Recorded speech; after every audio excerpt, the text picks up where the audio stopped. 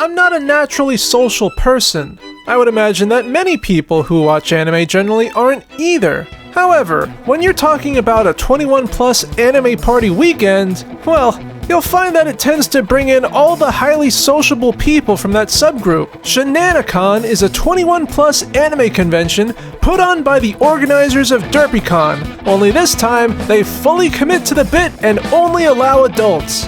Which means, if you're 20 or under, you legally cannot watch this video. Sorry kiddos, best try your luck getting into the Weenie Hut Juniors down the road. On Friday, you could pick up your badge early and attend a pre-convention mixer. The word mixer evokes the same kind of fear that the word exam gives me.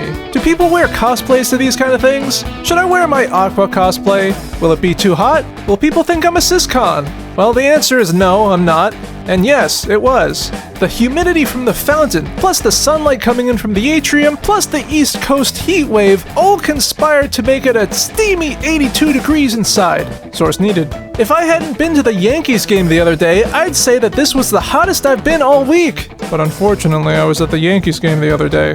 Anyway, Shenanicon had a lot to offer. There were tons of interesting panels, wacky stuff that you'd normally have to wait past 9 p.m. for, a game room with games that you'll only find in New Jersey, including a snowboarding game, several indie arcade games, some retro offerings, and a game fused with a chicken nugget cooker. So this is the Blazing Chicken Nugget Oven. What you do with this is this will cook your chicken nugget for you. Get the chicken nugget from the refrigerator. It's all built so you can cook it yourself. Grab it with the tongs, put it in the oven.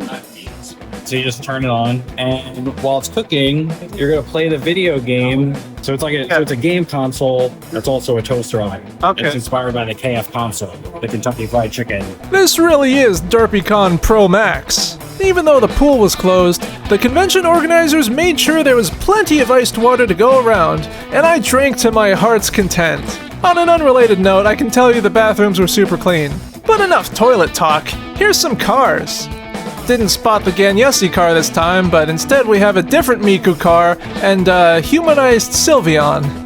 This time, I made a point to actually talk to people instead of just skulk in the background. And I gotta say, despite the heat, basically everyone was in a good mood. It reminded me of summer camp, almost. Except we're all adults and there are no killjoy counselors. It felt really chill, but also really organized. Not every convention is able to strike that perfect balance like Shenanicon did. The venue was perfect, and the programming was scheduled such that there was rarely any downtime. Also, this year there was a murder mystery! That's right, apparently during DerpyCon, poor old DerpyCone got whacked. By who? We don't know, but there were hints scattered throughout the hotel. After finding enough clues, we could give our best guess and wait for the results to be announced.